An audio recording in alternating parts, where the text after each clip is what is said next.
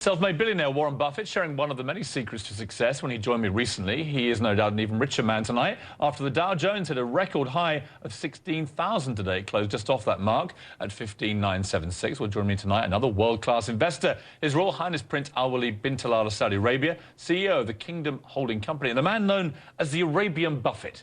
Welcome to Your Royal Highness. Pleasure to be with you. I know you watched the interview with Warren Buffett and his son and grandson. What did you make of his views of how to do business? In other words, you can never do a good deal with a bad guy, and that with many people, a handshake is good enough for him. Yeah, this is really Warren Buffett, really. It's the one-on-one business. It's just straightforward, to the point, not to make things too difficult, very straightforward, and that's why I like him, and just we click very well with him.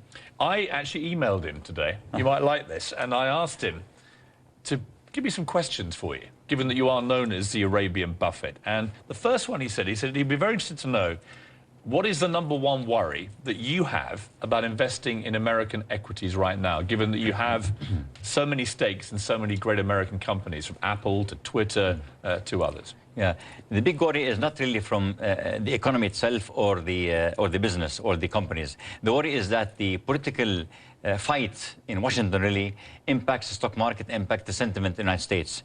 You know, we've seen how the deficit talk, budget deficit talk, and how the national debt talk almost really ruined the perception about investors on the United States. That's the big worry right now, really. It's not the economy, really, because one way or another, the American economy will survive because it's very resilient. The big worry is that the political fight and bickering between the both parties will have an impact on the economy and the investor sentiment. Do you still feel confident in the way the American economy is going, or do you share concerns that many people have that it could potentially, if they're not careful, rebound back into some kind of recession? I have a lot of respect, and I have a lot of confidence for the U.S. economy, no doubt about that. Very resilient, and always comes out of all its downturns and recessions even stronger. If you were running the show and Obamacare had gone the way that it's gone pretty disastrously, would you be firing people? Would you be making examples of people and saying we've got to start again with new people at the top? If I were in the Obama administration, I would not really have it roll out before I'm so sure that all the ingredients of success are in order, because this is really a very transformational project. It's like the New Deal. It's like enrolling Social Security, Medicare, Medicaid. This is really a huge transformation project, and unfortunately it began on a wrong footing.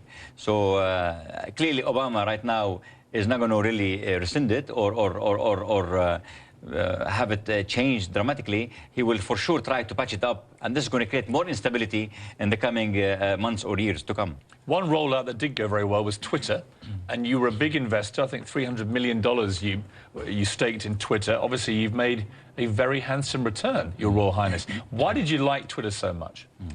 Yeah, for Twitter to be successful, hundreds of other social media companies have to fail. For Facebook or Google has to be successful, hundreds of companies, if not thousands, had to fail. Really, we followed Twitter from the beginning. We liked this business model, yet we did not invest from the beginning because it was still at the venture capital level. We only invested in Twitter when it went out of the venture capital and became on the verge of maturing. Not mature yet, but it became maturing, because there's still a lot of discussion and on how it's going to monetize its business model and to make profit in the coming quarters. You don't follow anybody? Yet. I'm waiting. Okay, I'll follow. I want to be the first person that you follow tonight. You will be one of them, for sure. Thank you very much. Briefly, before we go to the break, I also want to put the other question that Warren Buffett had for you, which is, he said, if he wants to be known as the Arabian Buffett, he may have to cut back a bit on his spending. What is your reaction to that second question from Warren Buffett? He wants you to stop spending so much money if you want to be like him. I don't spend much money. On what does he mean by that? I think he means, you quite often get seen with very large palaces and yachts and all that kind of thing. Tell him I will take his advice and implement it very fast. I can't say no to Warren. Yeah. Let's take a break. Let's come back and talk about the world stage. Particularly want to get your views on what's happening in the Middle East with Iran, Israel, Syria, and other big issues right now. I always suggest to foreign leaders, to world leaders, when Israelis and Arabs are saying the same thing, and that doesn't happen very often, it's worthwhile paying attention. We're here, we're close to Iran, and we understand what Iran is doing. Israeli Prime Minister Benjamin Netanyahu warning against a potential nuclear deal with Iran on CNN's State of the Union. That deal for the UN Security Council to loosen sanctions against Tehran in exchange for suspending just part of its nuclear program. I want to now know what Prince ALWALEED bin Talal thinks of all this. As one of the great players in the Middle East, what do you make of what's going on here with this tension now clear tension between Netanyahu and what he believes is going on with Iran and America and everybody else? Yeah, as Mr. Netanyahu said, that you rarely find the majority of the Arab world in complete sync and alliance with the concepts of Israel.